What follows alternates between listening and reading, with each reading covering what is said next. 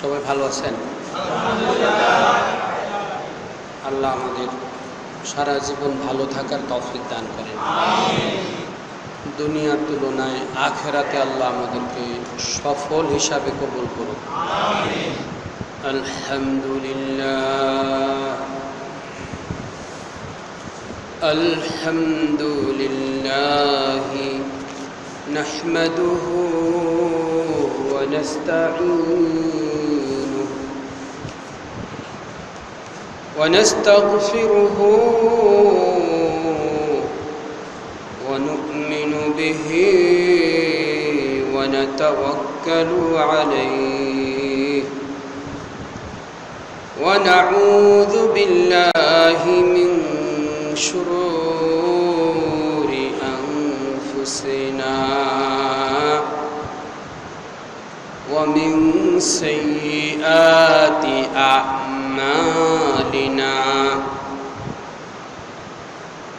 মান ইয়াহদিহিল্লাহু ফালা মুদিল্লা লাহু ওয়া মান ইউদ্লিলহু ফালা হাদিয়া লাহু ونشهد أن لا إله إلا الله وحده لا شريك له ونشهد أن سيدنا وحبيبنا وشفيعنا محمد أرسله الله بالحق بشيرا ونذيرا وداعيا إلى الله بإذنه وسراجا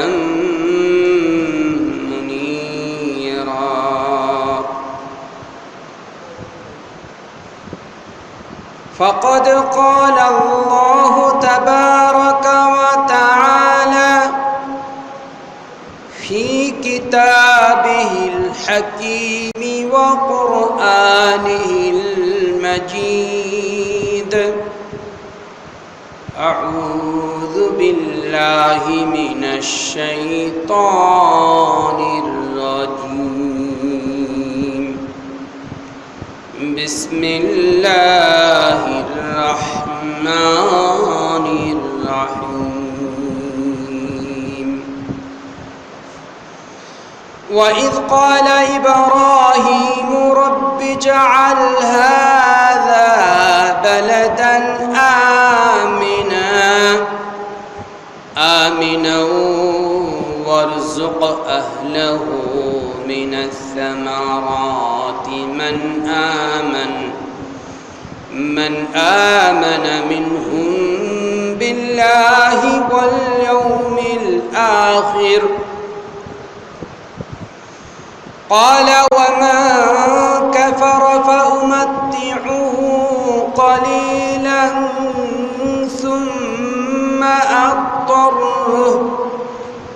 ثم أضطره إلى عذاب النار وبئس المصير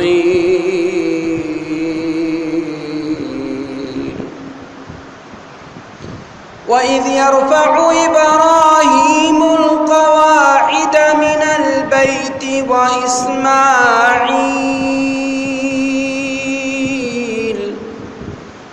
ربنا تقبل منا إنك أنت السميع العليم ربنا واجعلنا مسلمين لك ومن ذريتنا أمة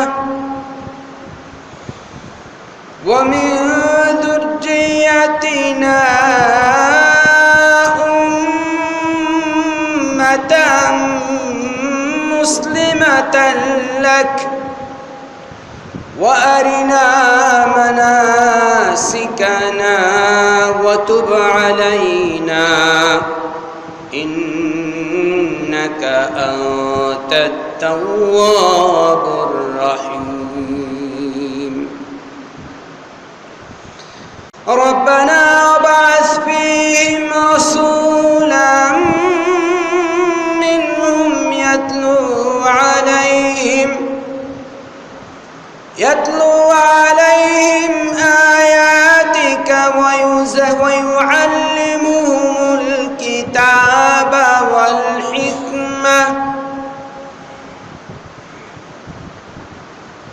ويعلمهم الكتاب والحكمة ويزكيهم إنك أنت العزيز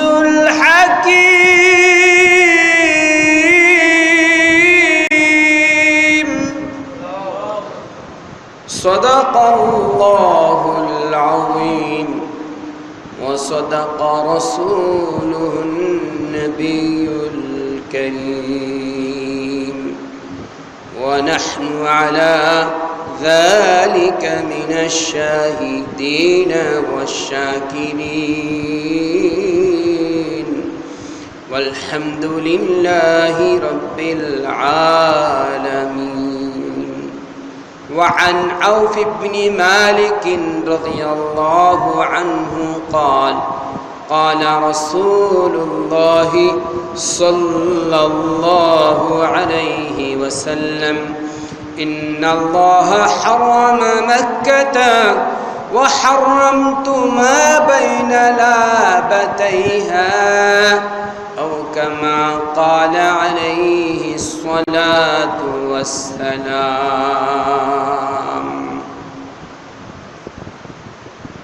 قلت يا سيدي فلم تؤثر الليل على بهجة النهار قلت يا سيدي فلم تؤثر الليل على بهجة النهار قال لا أستطيع تغيير رسمي هكذا الرسم في طلوع البدور بلغ العلا بكماله كشف الدجى بجماله حسنت جميع خصاله صلوا عليه وآله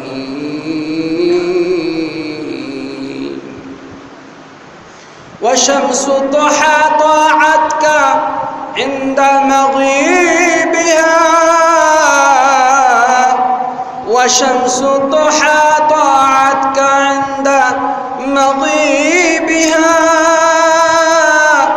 فما ضربت بل وافقتك بوقفها بلغ العلا بكماله كشف الدجى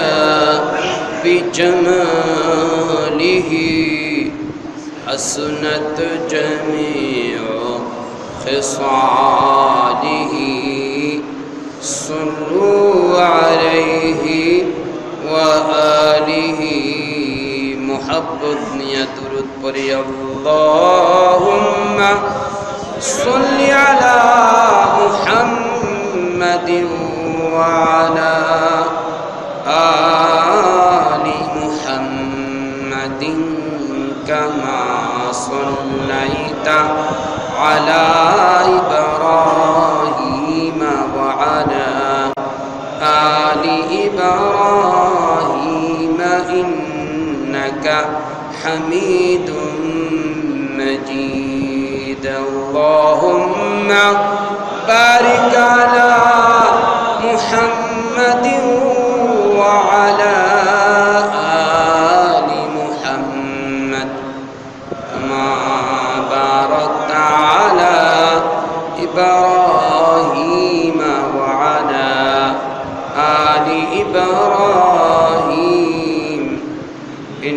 ইন্নাকা হামিদুম মাজিদ। আলহামদুলিল্লাহ, মহান রব্বুল আলামিন অত্যন্ত দয়াশীল এবং মায়াশীল। দয়া করে মেহেরবানি করে তিনি আমাদেরকে তার পবিত্র ঘর মসজিদে তার পবিত্র কালাম সামনে নিয়ে তাফসীর মাহফিলে বসার মতো সুযোগ করে দিয়েছেন। শুকরিয়া তান সকলেই আমরা জোরে সোরে পড়ে নেই আলহামদুলিল্লাহ। পৃথিবীতে সকল মজলিসের দাম সমান নয়, ঠিক কিনা? আল্লাহ তাবারাকা ওয়া তাআলা পবিত্র কালামের মজলিস আর মাহফিলকে সমস্ত মজলিস আর মাহফিলের চাইতে উঁচু মর্তবা দান করেছেন। গুনাহ মাফের মজলিস, রহমতের মজলিস, বরকতের মজলিস, আসমান থেকে সকিনা নাজিল হওয়ার মজলিস। আসমানের তারকাগুলি যেমন আমাদের কাছে ঝলমল করে, আসমানবাসীর কাছে জমিনের ভিতরে কোরআনের মাহফিলগুলি এমন ঝলমল করে। চতুর্দিকে নিরাপত্তা বেষ্টনী, কঠিন আর কঠোর নিশ্চিদ্র নিরাপত্তা। আল্লাহ তাবারাকা ওয়া তাআলার পক্ষ থেকে এক বিশাল শক্তিশালী ফোর্স আল্লাহ রাব্বুল আলামিন তাফসীর মাহফিলের চতুর্দিকে আসমান পর্যন্ত দিয়ে রেখেছেন। আমাদের সাথে আল্লাহ রাব্বুল আলামিনের ফেরেশতাগণ আছেন। আল্লাহ রাব্বুল আলামিনের আরেক প্রকার অদৃশ্যমান মাখলুক জিন জাতিদের মধ্য থেকে যারা নেককার পরহেজগার, তারাও আমাদের সাথে তাফসীর মাহফিলে আছেন। সুবহানাল্লাহ।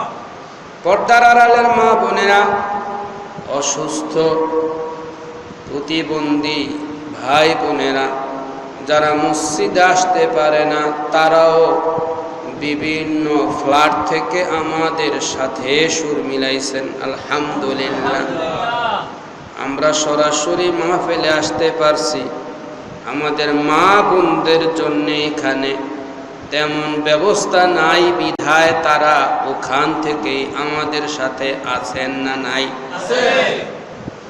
আমাদের নবী মুহাম্মদ মুস্তাফা সাল্লাল্লাহু আলাইহি ওয়াসাল্লাম যুদ্ধের ময়দানের দিকে রওনা করলেন। পথিমধ্যে কতিপয় সাহাবায়ে কেরাম আলোচনা করতেছেন, অমুকে অমুকে এই যুদ্ধে অংশগ্রহণ করেন নাই।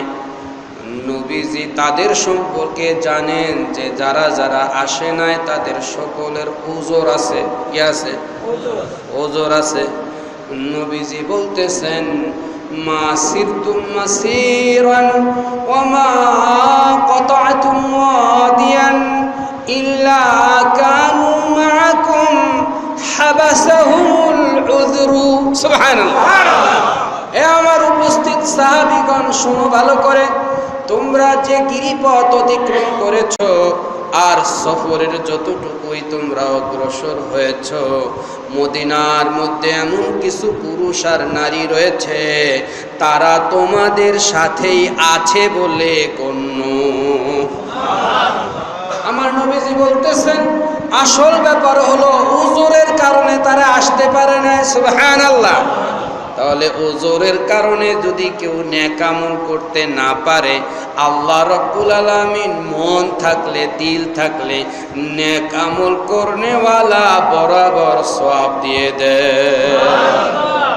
অন্য হাদিসে নবীজি বলেন, ইযা মারিদাল আবদু আও সাফার, মুসলিম শরীফের হাদিস, ইযা মারিদাল আবদু আও সাফার কাতাবাল্লাহু লাহু মিসলা মা কানা ইয়ামালু মুকিমান সহিহা, যখন কোন আল্লাহর বান্দা অসুস্থ হয় অথবা মুসাফির হয়ে ঘরের এলাকার বাইরে চলে যায়, আল্লাহ তাবারাকা ওয়া তাআলা এই বান্দা সুস্থ থাকা অবস্থায়, বাড়িতে থাকা অবস্থায় যেমন আমল করত তেমন আমলের সওয়াব অসুস্থ অবস্থায় আর মুসাফির অবস্থায়ও তার নামে লিখে দেয়।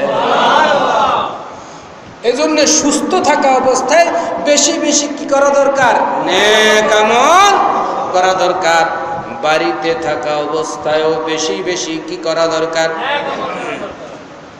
দেখেন, সময় যখন ফুরিয়ে যাবে, মালাকুল মউত যখন উপস্থিত হয়ে যাবে, এই দুনিয়ার সম্পদশালী ভাই বন্ধুরা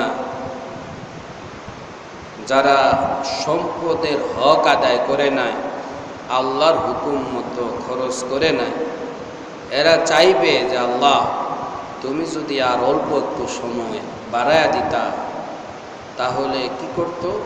সম্পদ ব্যাংকে রাখতো, ইন্স্যুরেন্সে জমা দিত, ডিপিএস করত না।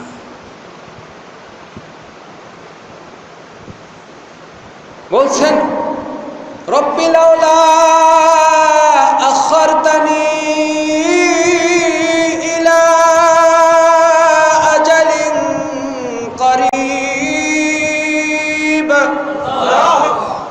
যদি মাওলা তুমি আমাদেরকে অল্প একটু সময় দিতা আর বাড়ায়া, তাহলে কি করতাম?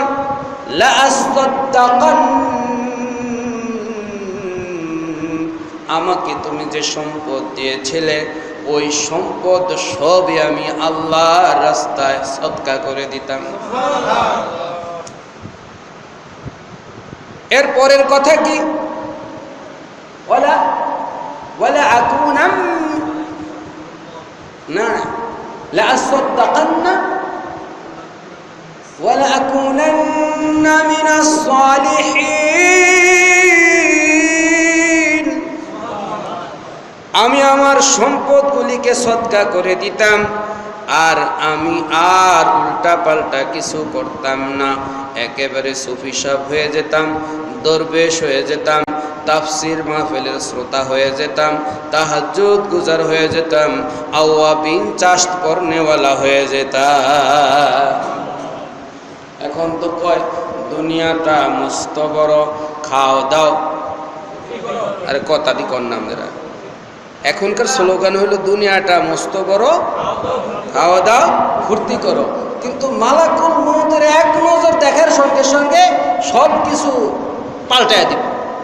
এখন ডিসিশন এখনো নিতে পারে নাই কি ফজরের নামাজ জামাতে পড়বে কি পড়বে না। আজকে জুমার নামাজে যে সমস্ত ভাইয়েরা অংশগ্রহণ করেছেন, এই সমস্ত ভাইদের থেকে আমরা 500 ভাই, তাদেরকে আমরা অন্য মসজিদের মুসল্লি ধরলাম। 500 আমরা অন্য মসজিদের মুসল্লি ধরলাম, আর বাকি যদি 3000 হয়ে থাকে তাহলে 2500 মুসল্লি আমাদের বিআরপি, ঠিক কিনা? এই 2500 মুসল্লি ভাইরা, এদের মধ্যে থেকে আরো 200 বাদ দিলাম, যারা রাতে 3টা বাজে 4টা বেজে ওঠে কর্মস্থলে চলে যেতে হবে, ঠিক আছে, 200 বাদ দিলাম। এখনো আরো 2300 মুসল্লি বাকি আছে, যারা এশার যারা জুমার নামাজ আদায় করেছেন, এরা সকলে ফজরের সময় এই বিআরপি ফ্ল্যাটে অবস্থান করবে, ঠিক কিনা? জুমার নামাজে আসা যেমন জরুরি, ফজরের নামাজে আসা একটুও দরকার নাই, এমন জুমার নামাজে আসা লাগবেই, ফজরের নামাজে আসা বিলকুল দরকার নাই। আপনারা তো আছে, কোন আমি কই দরকার নাই, জোরে বলেন আছে না নাই? আপনারা গতকালকে যারা বাসান্তে ওয়াজ শুনতে গেছিলেন, আমাদের এই উজানির পীর সাহেব আশেক এলাই দামাত বারাকাতুল আলিয়া, উনি একটা কথা বলছিলেন যে 5 ওয়াক্ত নামাজ হলো ইট দিয়া, ইটের গাঁথনি দিয়া দেয়াল করা, ঠিক কিনা? 5 ওয়াক্ত নামাজ হলো কি? ইটের গাঁথনি দেওয়া। আর জুমার নামাজ হলো এই গাঁথনিকে প্লাস্টার করা। গাঁথনিকে কি? প্লাস্টার করা, 6 দিন মুসলমান গাঁথনি উঠাইবে, আর জুমার নামাজে এসে ওই গাঁথনিটাকে প্লাস্টার করবে। সুবহানাল্লাহ। যারা 6 দিন নামাজ পড়েছে তাদের গাঁথনি আছে, প্লাস্টার হবে, ঠিক কিনা?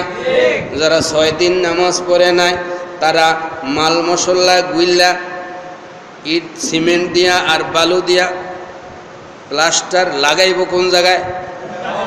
শূন্যের মধ্যে লাগাইব নি? কথা ঠিক আছে? তাহলে 6 দিনের গাঁথনি দরকার আছে না নাই? আরে জুমার দিন একটা সৌন্দর্য বর্ধিত হয় যে হাজার হাজার মুসল্লি একসাথে আমরা এক জমাতে দাঁড়ায় যাই, কিন্তু 6 দিনের এই গাঁথনি দরকার আসেনি? আল্লাহ আমাদেরকে সবাইকে এই গাঁথনি এবং প্লাস্টার এই দুইটাই করার তৌফিক দান করে। জোরে বলেন আমিন। আরেকটা কথা উনি বলছিলেন যে নামাজ হলো বেহেশতের, এটা তো হাদিসের কথা। আসসালাতু মিফতাহুল জান্নাহ, বলেন সবাই, আসসালাতু মিফতাহুল জান্নাহ, the prayer is the key of paradise. Subhanallah. নামাজ হলো বেহেশতের কি? আপনাদের প্রত্যেকের ঘরের একটা সুনির্দিষ্ট ব্যক্তিগত চাবি আছে না নাই? আপনার গেটের চাবি কি আমার কাছে থাকবে না আপনার কাছে থাকবে? যার যার গেটের তালা একরকম না ভিন্ন ভিন্ন? চাবি কি একরকম না ভিন্ন ভিন্ন? এখন আপনার জান্নাতে আপনি ঢুকবেন, আপনার জান্নাতের যে তালা, সেই তালা খুলতে গেলে চাবি ইমাম সাহেবের এটা দিয়ে কাজ হবো? ইমাম সাহেবের ফ্ল্যাটের চাবি কি আপনাদের কারো কাছে আছে? আর আপনাদের কোনো মুসল্লি যে যতই আমার ভক্তি করেন, শ্রদ্ধা করেন, জোতা আগায় দেন, কোনোদিন কি বলবেন হুজুরা আমার চাবিটা, ঘরের চাবিটা আপনি, আমার ট্রাঙের চাবিটা, আমার সিন্দুকের চাবিটা রাহেন আপনার কাছে? দিবেননি কোনোদিন, দরকার নেই দেওয়ার, কারণ এটা আপনার স্পেশাল সম্পদ। জান্নাত তো আমাদের প্রত্যেকের কি স্পেশাল, ঠিক কিনা? তো যার যার জান্নাতের চাবিটা তো তার অন্তত ঠিক রাখা লাগবে। তাহলে জান্নাতের চাবি পেতে হলে কি লাগবে? মুসলমান কি লাগবে? নামাজ ছাড়া জান্নাতের চাবি কি হবে? না না, নামাজ ছাড়া জান্নাতের চাবি পাওয়া যাবে না। আল্লাহ আমাদের সবাইকে জান্নাতের জন্য কবুল করুক, বলেন আমিন। এই পর্যন্ত আমরা ভূমিকা দিলাম, আসল বিষয়টা আমরা শুরু করতে যাচ্ছি। সূরাতুল বাকারার 126, 27, 28, 29 আমরা এই কয়েকটি আয়াতের সংক্ষিপ্ত তাফসির করে মুনাজাতের পরে ইনশাআল্লাহ আমাদের গুনাহগুলিকে ফেলে দিয়ে, গুনাহগুলিকে আল্লাহর দরবার থেকে মাফ করে ইনশাআল্লাহ নিষ্পাপ হয়ে আমরা আমাদের ফ্ল্যাটে আবার ফজরের নামাজ জামাতে পড়ার নিয়তে বিদায় নিব ইনশাআল্লাহ। আজকে মোস্ট ইম্পর্টেন্ট পয়েন্ট আমাদের সামনে হযরত ইব্রাহিম আলাইহিসসালাতু ওয়াসসালামের দোয়া। কার দোয়া? হুজুরে বলেন কার দোয়া? ইব্রাহিম আলাইহিসসালাতু ওয়াসসালাম, আমাদের নবীরও যে আগমন ঘটেছে, লাস্টের আয়াতে আসতেছে আমাদের নবীও বলতেছেন আনা দাওয়াতু আবিকুম ইব্রাহিম, তোমাদের ইসলাম ধর্মের মুসলিম জাতির পিতা নাম কি? আমি হলাম ইব্রাহিমের দোয়ার ফসল। সুবহানাল্লাহ। নবীজি বলতেছেন আমি ইব্রাহিমের দোয়ার ফসল। বলেন কি? দোয়ার ফসল। আরে আমরাও যে দিন পাইছি, আমরাও তো কারো কারো দোয়ার ফসল, ঠিক কিনা? আমাদের কার কোন মুরব্বী, কোন আল্লাহর ওলি দোয়া করে গেছিলেন, আল্লাহ কবুল করছে, আলহামদুলিল্লাহ বলুন। নেক আমলের তৌফিক পাওয়া এর চাইতে বড় কোনো নিয়ামত এই পৃথিবীতে আর চিন্তা করা দরকার। এক সময় তো আমারও এই বুঝ ছিল না, এক সময় আমিও তো ঠিক মতো নামাজ পড়ি নাই, আলেম ওলামাদের দেখলে আমি অন্যদিকে মুখ ঘুরাইয়া গেছি। এখন আল্লাহ আলেমুল আমাদের প্রতি আমার মায়া আর মহব্বত দিলের মধ্যে তৈয়ার করে দিলেন কে? যারা এখনো পর্যন্ত ভুলের মধ্যে আছে, তারা আসলে আমি আগে যেমন ছিলাম তারা এখন তেমন আছে, ঠিক কিনা? আল্লাহ আমাকে যেমন হেদায়েত দিয়েছেন তাদেরকেও আল্লাহ হেদায়েত দান করে, বলেন আমিন। ইব্রাহিমের দোয়া দেখেন, প্রথমে ইব্রাহিম মক্কা শহরের জন্য দোয়া করতেছেন, সুবহানাল্লাহ। 2 নম্বর তিনি দোয়া করতেছেন মক্কার অধিবাসীদের জন্য, সুবহানাল্লাহ। তার দোয়ার ফল কি সেটাও আল্লাহ দিবেন। ইব্রাহিম আলাইহিস সালাতু ওয়াস সালাম তার ছেলেকে নিয়ে কাবা গৃহ নির্মাণ করলেন, সুবহানাল্লাহ। ইব্রাহিম হলেন রাজমিস্ত্রি আর ইসমাইল হলেন যুগালী, সুবহানাল্লাহ। কয়জন? একজন কি? আরেকজন কি? যুগালী। একজন বাবা আরেকজন, একজন বাবা আরেকজন ছেলে। এই 2 জনে মিল্লা বানাইতেছেন কি? আর কি বানাইতেছেন? কার ঘর? আল্লাহর ঘর বানাইবেন তো ইনশাআল্লাহ। এই যে বিআরপির বুখারী মসজিদের উপরে অর্ধেক ছাদ হয়েছে, আরো অর্ধেক ছাদ করা লাগবে। কে কে রাজি আছেন? আলহামদুলিল্লাহ বলেন। আচ্ছা, আপনার আমাকে যদি আল্লাহ রাব্বুল আলামিন অর্ধেক ছাদ করানোর লাগি কাজে লাগায়, আপনারা কি রাজি আছেন? এতে কি আল্লাহ আমাদের উপর সন্তুষ্ট হবেন কি হবেন না? আজকের মাহফিলের দোয়াও তো এই অর্ধেক ছাদ হওয়ার কারণ হতে পারে কি পারে না? আপনারা কি দিল দিয়া দোয়া করতে রাজি আছেন ইনশাআল্লাহ? আমরা যদি অর্ধেক ছাদ হয়ে যায়, বাকি কাজটুকু করে আমরা আমাদের মূল পয়েন্টে উঠে যেতে চাই ইনশাআল্লাহ। বলে হুজুর তাহলে তো পকেটে টাকা খরচ করুন লাগবে। আরে আল্লাহ যদি আপনার দিয়া খরচ করায়, কি বলেন, অসুবিধা আছে কোনো? বিআরপি ওয়ালারা কি আপনারা এই মসজিদের জন্য টাকা খরচ করেন না? করছেন? কম করছেন না বেশি করছেন? মানে অন্যদের তুলনায় বেশি করছেন, অন্যান্য এলাকার মানুষের তুলনায়, কি বলেন? কথা কন না আপনারা? টাকা পয়সার কথা এলে কি কথা কইতে হয় না? আমি কি কালেকশন করবো নি এখন? আপনারা ভয় করেন কে? এত জোরে জোরে কথা কেন? আরে একজনে যদি আমিন বলেন, এই আমিনটা যদি আসমানে কবুল হয়ে যায়, সুবহানাল্লাহ। রব্বানা তাকাব্বাল মিন্না ইন্নাকা আনতাস সামিউল আলিম।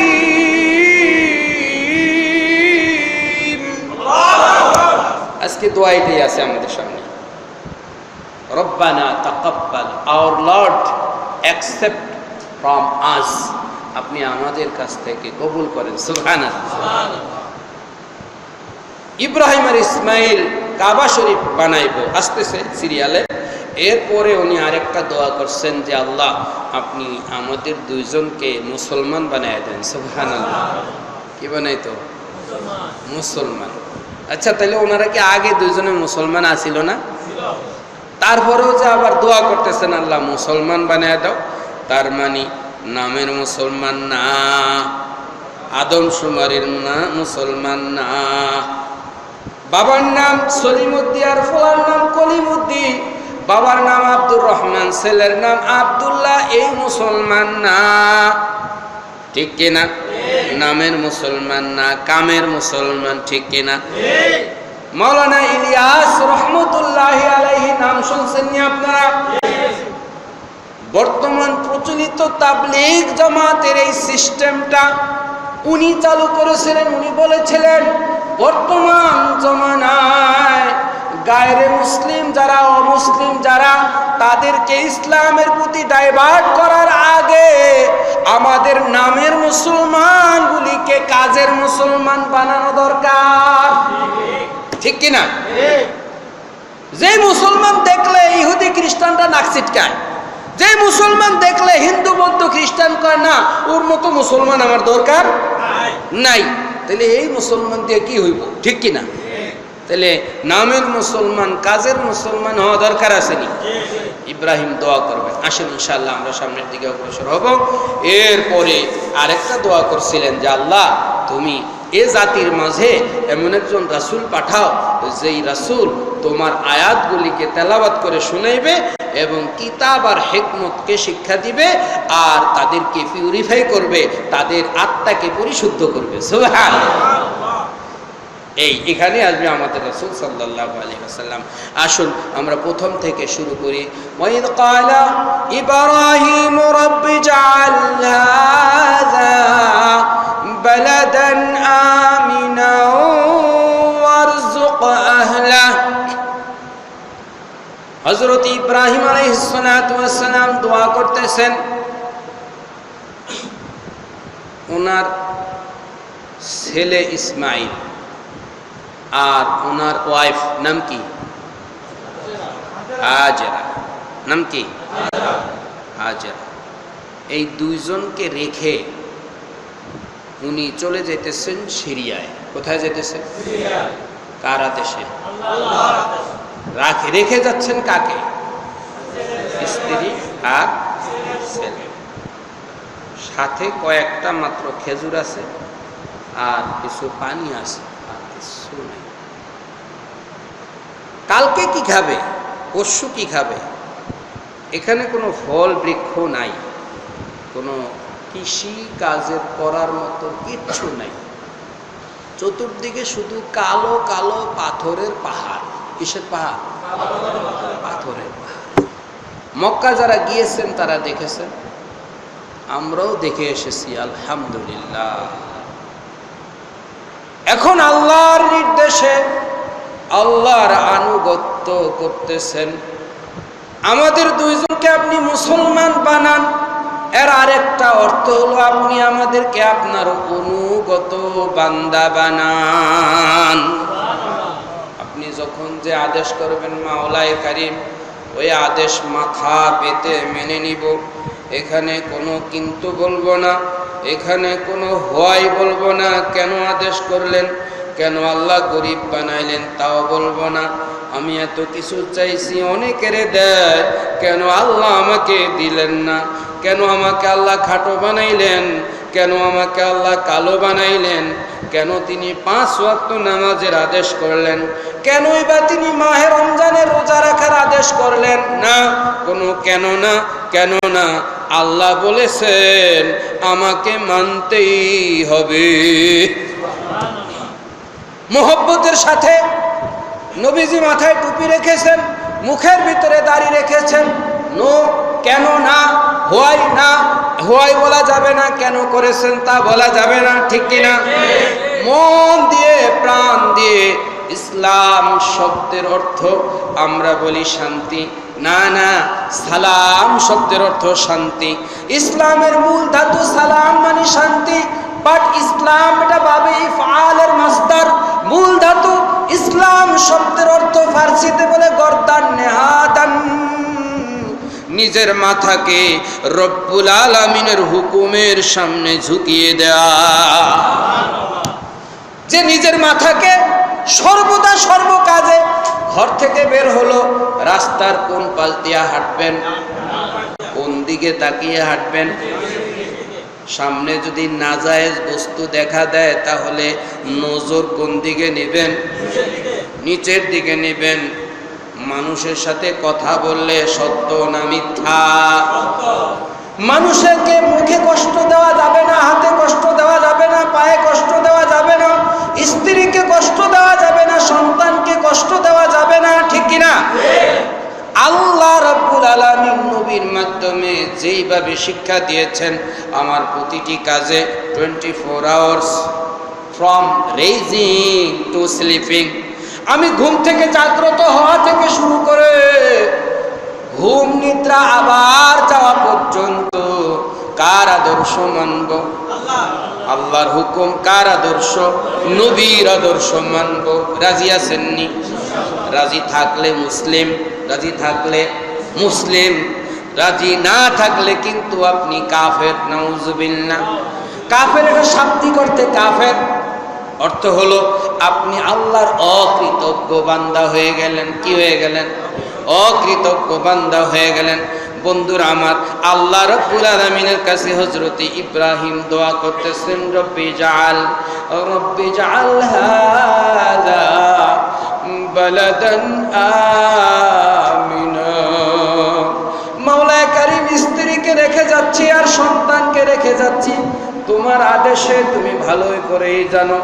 মাওলা কারীম, কত জানোয়ার, কত সাপ বিচ্ছু আমার সন্তানকে আক্রমণ করতে পারে, আমার স্ত্রীকে আক্রমণ করতে পারে। মাওলা, আশেপাশে সান্ত্বনা দেওয়ার কেউ নাই, সঙ্গ দেওয়ার কেউ নাই। মাওলা রব্বে কারীম, এই শহরটাকে তুমি নিরাপদ বানায় দাও। Make this city the place of security. মাওলা কারীম, এই সিটিটা, এই শহরটাকে তুমি এমন সিকিউরিটি দান করো যে এখানের ভিতরে সব মানুষগুলি নিরাপদে থাকবে। মক্কা শহরে আলহামদুলিল্লাহ আজ পর্যন্ত নিরাপদ আছে না নাই? সুবহানাল্লাহ। কিয়ামত পর্যন্ত কি নিরাপদ থাকবে? কার দোয়া? কার দোয়া? ইব্রাহিমের দোয়া। ইব্রাহিম বলতেছেন, আল্লাহ, 1 নম্বর দোয়া হলো শহরটাকে আপনি নিরাপদ বানায় দেন। 2 নম্বর দোয়া হলো ওয়ারযুক আহলাহু মিনাস সামারাত, ওয়ারযুক আহলাহু মিনাস সামারাতি মান আমানা বিল্লাহি ওয়াল ইয়াউমিল আখির। মাওলা কারীম, provide for the people of this city. আপনি এই শহরের মানুষগুলির জন্য সরবরাহ করে দেন। পৃথিবীর যেখানেই ফল হবে, যেখানে ফ্রুট হবে, ওই ফল আর ফ্রুটের উৎকৃষ্ট মানের ফল ফ্রুট আপনি প্রথমে প্রোভাইড করে দিবেন, প্রথমে আপনি পাঠায়া দিবেন এই শহরের দিকে। ইব্রাহিম আলাইহিস সালামের দোয়া কি কবুল হয়েছে নি? গত কয়েক বছর আগে টঙ্গী বাজার আপনার খালপাড়ে যে তুরাগ নদী, এই নদীর পাশে আমি দেখতেছি একটা টল ঘরের মধ্যে আপনার পেপার দিয়ে জালি কুমড়া চিনেননি? জালি কুমড়া চিনেননি? খাইছেননি কোনোদিন? চিংড়ি মাছ দিয়া ভালোই লাগে না, আচ্ছা মজাই লাগে। জালি কুমড়া আপনার পেপার দিয়া প্যাকেটিং হচ্ছে। তা আমি জিজ্ঞেস করলাম, ভাই এগুলা পেপার দিয়ে প্যাকেটিং হয় কেন? কয় এগুলি মক্কা শরীফ যাইব। বলেন সুবহানাল্লাহ। জালি কুমড়া কই যাইব? মক্কা শরীফ যাইব। এ দেশের মধ্যে যে আপনার কচুর লতি আসেনি, লতিও জায়গা। সুবহানাল্লাহ। আপনি তো বিমানে চড়তে পারেন নাই, লতি বিমানে চড়ে ফেলাইছে। জালি কুমড়া আপনি যেটা খান এটা কিন্তু বিমানে চড়ে গেছে গা। সুবহানাল্লাহ। দোয়া কার? ইব্রাহিম আলাইহিস সালামের। কার দোয়া? পৃথিবীর কোথাও এমন কোনো ফল হয় না যে ফলের উৎকৃষ্ট ফলগুলো কোথায় না যায়? জোরে বলেন, কোথায় না যায়? কার দোয়া বলেন? ইব্রাহিম 5000 বছর আগে দোয়া করছেন। কত বছর আগে? 5000 বছর আগে দোয়া করেছিলেন। আল্লাহ ইব্রাহিম আলাইহিস সালাতু ওয়াস সালামের দোয়া কবুল করেন। দেখেন কেমনে কবুল হয়। ইব্রাহিম তো চলে গেলেন। তাফসিরে ইবনে কাসিরের মধ্যে লেখেন, ইব্রাহিম চলে যাওয়ার পরে হযরতে হাজের আলাইহাস সালাতু ওয়াস সালামের খেজুরও ফুরিয়ে গেল, ওনার মশকের পানিও ফুরিয়ে গেল। হাজের আলাইহাস সালাতু ওয়াস সালাম এবার তার আস্তে আস্তে পেটের খাবারও ফুরিয়ে গেল, ক্ষুধার্ত হয়ে গেলেন। মা যখন ক্ষুধার্ত হয়ে যায় তখন মায়ের স্তনে ঠিক মতো সন্তানের জন্য দুধও আসে না। বন্ধুরা আমার, হযরত হাজের আলাইহিস সালাতু ওয়াস সালাম পানির সন্ধানে, খাবারের সন্ধানে, মানুষের সন্ধানে তিনি তখন নিকটস্থ যে পাহাড়, মক্কার যে ঘরটুকু রয়েছে, এই ঘরের পূর্ব দক্ষিণ কর্নারের ভিতরে একটা সাফা পাহাড় আছে। কি পাহাড়? সাফা। জোরে বলেন, কি পাহাড়? এখানে একটা সাফা পাহাড় আছে। আরবিতে বলে সফা আর বাংলাতে বলে সাফা। আর ওই কোণার মধ্যে আরেকটা পাহাড় আছে, এই পাহাড়টাকে বলে মারওয়া পাহাড়। সাফা পাহাড়টা বেশি উঁচা আর মারওয়া পাহাড়টা তুলনামূলক একটু নিচু। হযরতে হাজের শিশুটিকে বর্তমানে জমজম কুয়াটা যেখানে আছে ওই কুয়ার কাছে শুইয়ে দিয়ে মা পানির সন্ধানে পাহাড়ে উঠে দাঁড়াইলেন। পানির সন্ধানে পাহাড়ে গেলেন, সাফা পাহাড়ের উপরে উঠে তিনি দোয়া করলেন। ওনার দোয়াটা আল্লাহ রাব্বুল আলামিনের কাছে পছন্দ হয়ে গেল। আল্লাহ রাব্বুল আলামিন কিয়ামত পর্যন্ত যত হাজী সাহেবান হজ করবেন প্রত্যেক হাজী সাহেবের জন্য সুন্নত করে দিলেন, হাজী সাহেব তোমরা যখন হজ করতে যাবে সাফা পাহাড়ে উঠে কাবা শরীফের দিকে তাকিয়ে তাকিয়ে তোমরা দোয়া করবে। উনি দোয়া করতেছেন, মহিলা মানুষ তার সন্তানের পানি চাইতেছে কার কাছে? জোরে বলেন কার কাছে?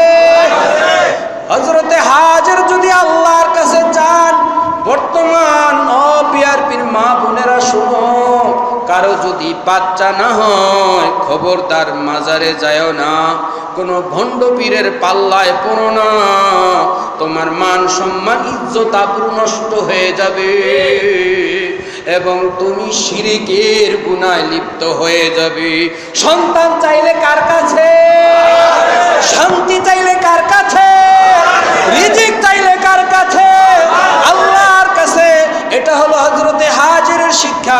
হাজের আলাইহিস সালাতু ওয়াস সালাম সাফা থেকে মারওয়া, মারওয়া থেকে সাফা, সাফা থেকে মারওয়া, এইভাবে তিনি 7 বার রাউন্ড দেন। 7 বারই হাজী সাহেবদের রাউন্ড দেওয়া ওয়াজিব হয়ে গেল। 7 বারের পরে না হযরতে হাজের সন্তানের দিকে তাকায় আছেন আর দেখতেছেন সন্তানের কাছে বড় বড় ডানাওয়ালা কে যেন এসে সন্তানের কাছে ছায়া দিয়ে দাঁড়ায় আছে। উনি দৌড়ে গেলেন সেখানে, ভয় করলেন না জানি এই ডানাওয়ালা আমার সন্তানের উপর কোনো আক্রমণ করে বসে।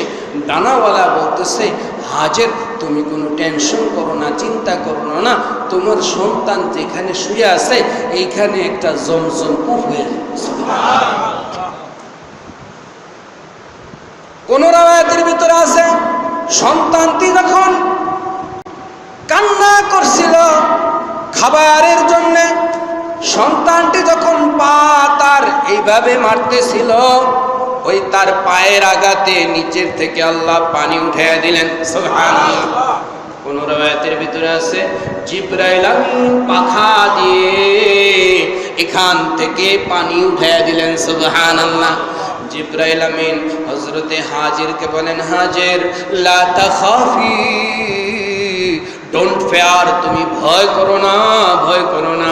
মনে রাখবে তোমার এই কোলের সন্তান আল্লাহ রাব্বুল আলামিন নষ্ট করবেন না। তোমার কোলের সন্তান লালিত পালিত হতে হবে, কারণ আল্লাহ রাব্বুল আলামিনের একটি স্বপ্ন রয়েছে। নূহ আলাইহিস সালাতু ওয়াস সালামের জমানার প্লাবনে এই ঘরটি বিনষ্ট হয়ে গিয়েছে। তোমার এই সন্তান আর তোমার স্বামী এই দুইজনে মিলে এখানে একটা ঘর বানাইবে।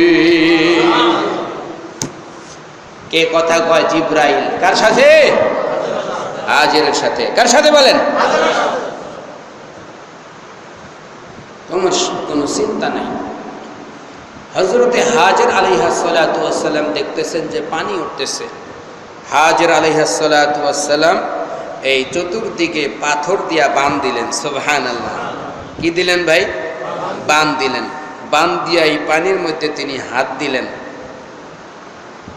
হযরতে রাসূল করিম সাল্লাল্লাহু আলাইহি ওয়াসাল্লাম ইরশাদ করেন, রাহিমাল্লাহু উম্মা ইসমাঈল, আল্লাহ রাব্বুল আলামিন ইসমাঈল আলাইহিস সালাতু ওয়াস সালামের মায়ের উপর দয়া করুক। ওই মা যদি এই পানিতে হাত না রাখতেন, লাকানাল মাউ আইনাম মাইনা, তাহলে এটা একটা প্রবাহিত ঝর্ণা হয়ে যেত, প্রবাহিত ঝর্ণা হয়ে যেত। উনি হাত দেওয়ার কারণে এটা আর ঝর্ণা হয় না, এটা কূপকুপি রয়ে গেছে। সুবহানাল্লাহ। আমি যখন 2000 সালে গেলাম তখন এই আপনার জমজম কূপটা আটকানো ছিল না, হাজী সাহেবদের সেখানে গিয়ে কাছ থেকে দেখার সুযোগ ছিল। সুবহানাল্লাহ। অন্তত 20 ইঞ্চি চওড়া হবে এমন 3টি পাইপ ফিট করা। কয় ইঞ্চি চওড়া হইব? অন্তত 20 ইঞ্চি চওড়া 3টা পাইপ ফিট করা এই কূপের মধ্যে। 24 আওয়ার্স এই পাইপ দিয়ে পানি সারা মক্কার মধ্যে পানি সাপ্লাই করা হচ্ছে। সুবহানাল্লাহ।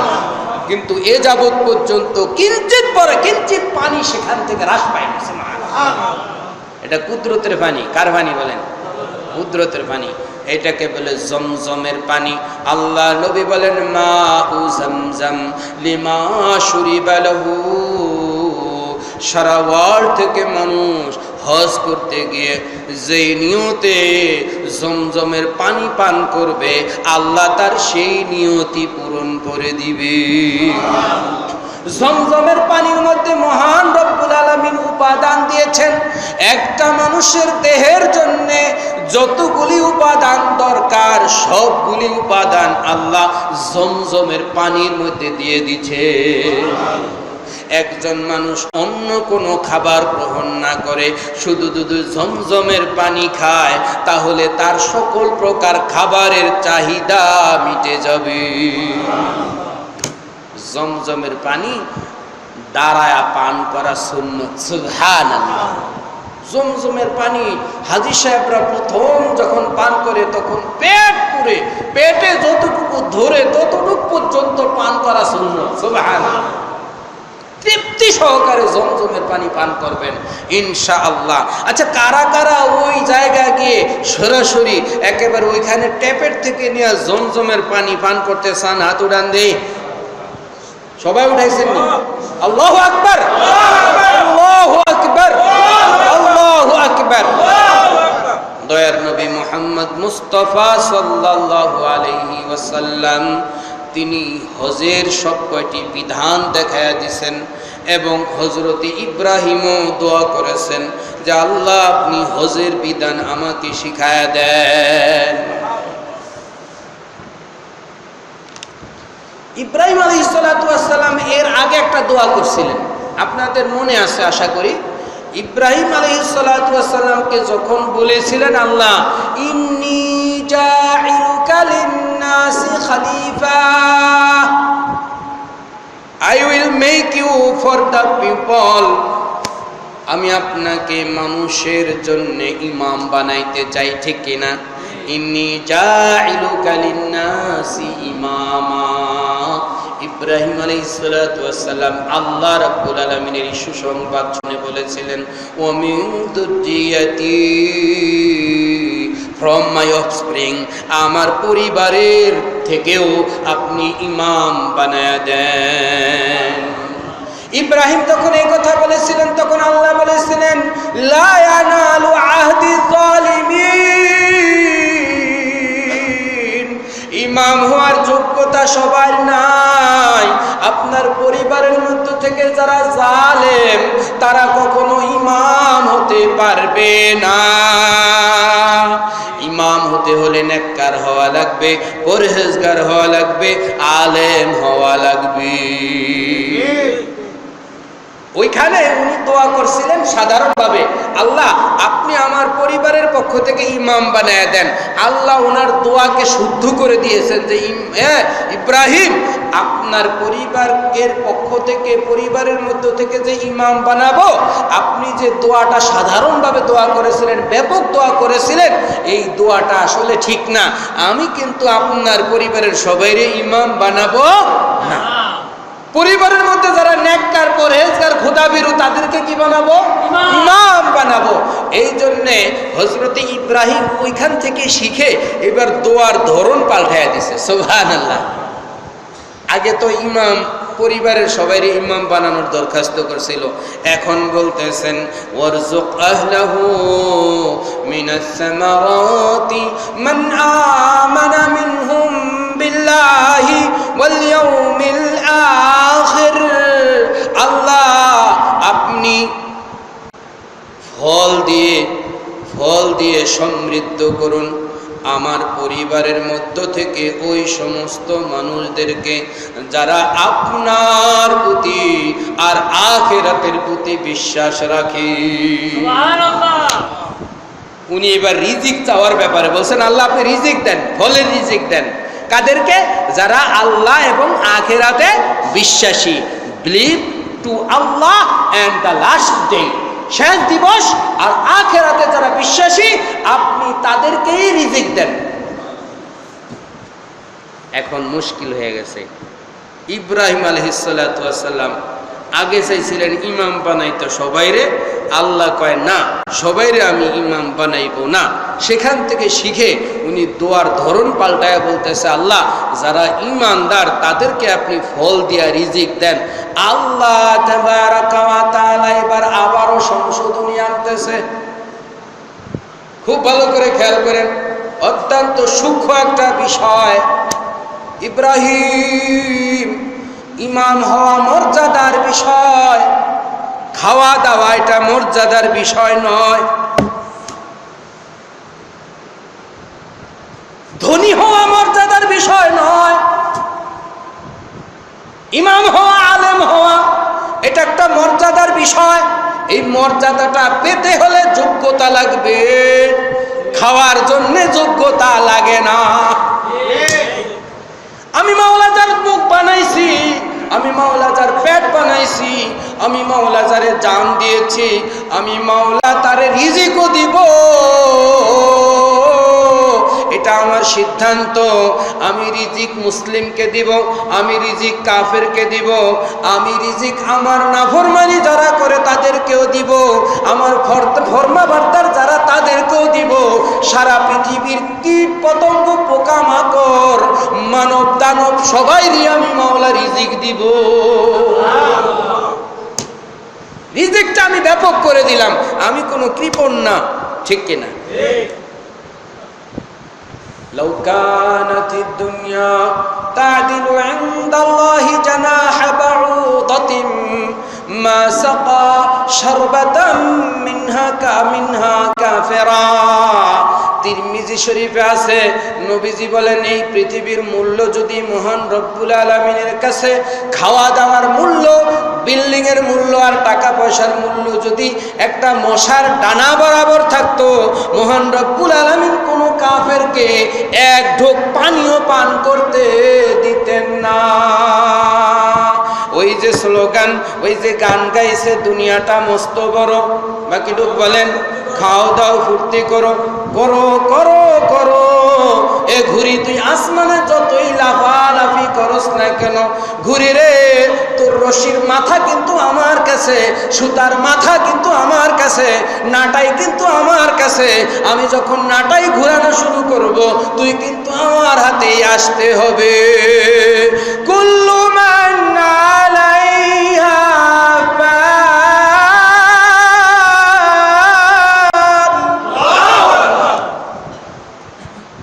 everybody will be perish।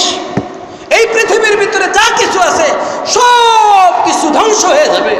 এক সময় আমার কাছে আসতেই হবে, আসতেই হবে, আসতেই হবে। খা, যত ইচ্ছা খা, আনন্দ কর, যত ইচ্ছা কর, অসুবিধা নাই, কিন্তু আমার কাছে তো একদিন আসতেই হবে, ঠিক কিনা? ইব্রাহিম, দেখো ইব্রাহিম قال ومن كفر فأمتعه قليلا। ইব্রাহিম, আমার যারা নেককার বান্দা, যারা বিলিভার বান্দা, আমার প্রতি বিশ্বাস আছে, আখিরাতের প্রতি বিশ্বাস আছে, আমি তাদেরকে রিজিক দিলে এই রিজিকের উপরে ভর করে তারা আমার আরো বেশি ইবাদত করবে, আমার সাথে এসে তারা মিলিত হয়ে যাবে। ইব্রাহিম, রিজিক আমি বন্টন করব সবার জন্য। ওমান কাফারা, তবে আমার রিজিক খেয়ে যারা কুফরি করবে আমি তাদেরকে কিঞ্চিত রিজিক কিছু দিনের জন্য আমি তাকে দিব। ফর দ্য লিটল টাইম, অল্প সময়ের জন্য আমি তাদেরকে রিজিক দিব। সুম্মা আতরু ইলা আযাবিন টেনে হিসড়ে তারপরে তাদেরকে ধরে দুনিয়াতে আমার খেয়ে, আমার পরে, আমার সবকিছু ভোগ করে সবাই রে চিনল, আমি মাওলারে চিনল না, আমি তাকে টেনে এসরে জাহান্নামের মধ্যে ফেলে দিব। নাউজুবিল্লাহ। তাহলে দুনিয়াতে মোটা তাজা হইলে কি জান্নাতি নাকি? লা ইয়াদখুলুল জান্নাতা জাসাদুন গুযিয়া বিল হারাম। ওই দেহ জান্নাতে প্রবেশ করবে না যেই দেহ হারাম দ্বারা লালিত পালিত হয়। শরীরটারে খুব তাজা তাজা বানাইলা, মোটা বানাইলা, যা পাইলা তাই খাইলা, যা পাইলা তাই ধরলা, যেখানে ইচ্ছা সেখানেই গেলা, যেই কথা ইচ্ছা সেই কথাই বললা, যা শোনার তাই শুনলা, তুমি তোমার মন মতো চললা, মোটা তাজা কইরা তুমি তো জাহান্নামের উপযুক্ত বানাইতেছো দেহটাকে। এই দেহ বেশি দিন এমন থাকবে না। হজরতে ইউসুফ আলাইহিসসালামকে জুলাইখা ধোঁকা দিতে গেছিল আর বলছিল, ইউসুফ তোমার নেত্রদ্বয় বড় সুন্দর, তোমার চোখগুলি যে এত সুন্দর। হজরতে ইউসুফ বলতেছেন, মানুষ ইন্তেকাল করার পরে মাটিতে যেই জিনিসটা সবার আগে শরীর থেকে গলে যাইব ওই জিনিসটা হলো তার দুই চোখ। আমার দুই চোখের প্রশংসা করে তুমি কি বলতে চাচ্ছ? আমাকে তোমার দিকে আকৃষ্ট করতে চাচ্ছ? ইউসুফ তোমার চোখগুলি সুন্দর, তোমার চেহারাটা বড় সুন্দর, তোমার চুলগুলি বড় সুন্দর। না না না, আমার এই চেহারা ভেঙে যাবে, মাটির সাথে মিশে যাবে, আমার চুলগুলি খসে খসে পড়ে যাবে। না না, আমি হারাম দিকে ধাবিত হব না। আমার এই চোখের ভিতরে বলেন যে যেই চোখ হারামের দিকে তাকাবে সেই চোখের দেবে ইউসুফ ফি আইনিহি আল আনা, তার চোখের ভিতরে আপনার গলিত সীসা ডালা হবে। নাউজুবিল্লাহ। গলিত সীসা ডালা হবে। কোন ব্যক্তি যদি কোন ঘরের ভিতরে আচমকা উকি মারে, তাদের অজান্তে নবী করিম সাল্লাল্লাহু আলাইহি ওয়াসাল্লাম ঘরওয়ালাকে বলেছেন, হে ঘরওয়ালা, তোমার বাড়িতে যদি কেউ বেড়ার ফুকা দিয়েও তাকায়, তাহলে তুমি যদি লোহার শিক গরম করে তার চোখটাকে ঝলসে দাও, চেহারাটাকে ঝলসে দাও, আমার কাছে যদি বিচার নিয়ে আসে, আমি তোমার কোনো বিচার করব না, কারণ সে অনধিকার চর্চা কেন করেছে। সুবহানাল্লাহ। ইসলাম কত সুন্দর। মানুষের ইজ্জত সম্মান নবীর কাছে, আল্লাহর কাছে কত পবিত্র। সুবহানাল্লাহি ওয়া বিহামদিহি। বাবারা, আমার মায়েরা বুঝে না, আসলে বুঝে না যে আল্লাহ রাব্বুল আলামিন তাদেরকে কি শান, কি মর্তবা, কি মর্যাদা, কি পজিশন আল্লাহ রাব্বুল আলামিন তাদেরকে দিয়েছিলেন পর্দার ভিতরে থাকার কারণে। ঠিক কিনা? বুঝে না। ওরা যদি বুঝতো না, এক আল্লাহর ওলি বলতেছেন, লাউ ইয়ালামু আহলুদ দুনিয়া মা নাহনু ফি লাজাদালুনা বিসসুয়ুফ। আমরা যারা আহলে দিল, আমরা যারা খানকায় পড়ে আছি, আমরা যারা জিকির আজকার নিয়ে আছি, আমরা যারা দিন ধর্ম নিয়ে আছি, আমরা যে কত শান্তিতে আছি, দুনিয়াবাসী যদি বুঝতো আমাদের এই শান্তি কেড়ে নেওয়ার জন্য তলোয়ার নিয়ে যুদ্ধ করতে আসতো। দিনের মধ্যে শান্তি আসেনি? ও মিয়া, কুফির মধ্যে শান্তি আসেনি? জিকিরের মধ্যে শান্তি আসেনি? তাফসিরের মজলিসের মধ্যে শান্তি আসে না নাই? আরে তাফসির মাহফিল থেকে বের হইলে দিলটা বড় হয়ে বের হয়। সুবহানাল্লাহ। জমাতে নামাজ পড়ে বের হইলে দিলটা বড় হয়ে যায়। ঠিক কিনা? ওয়াজ মাহফিলে যদি 12টা 1টা পর্যন্ত ওয়াজ হয়, এখান থেকে গেলে বুক ফুলায় যায়, ফজরের নামাজও পড়ে না। আল্লাহ আমাদেরকে তৌফিক দান করে, বলেন আমিন। আপনাদের কি কষ্ট হয় নাকি?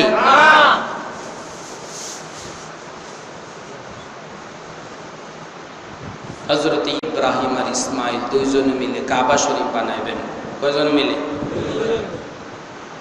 দুইজনে মিলে কাবা শরীফ বানানোর এক পর্যায়ে দুইজনে বানায় আর আল্লাহর কাছে দোয়া করে। সুবহানাল্লাহ। প্রতিদিনই যতটুকু কাজ হয় এই ততটুকু কাজের জন্য আল্লাহর কাছে দোয়া করে। রব্বানা তাকাব্বাল করেন, রব্বানা তাকাব্বাল মিন্না ইন্নাকা আনতাস সামিউল আলিম।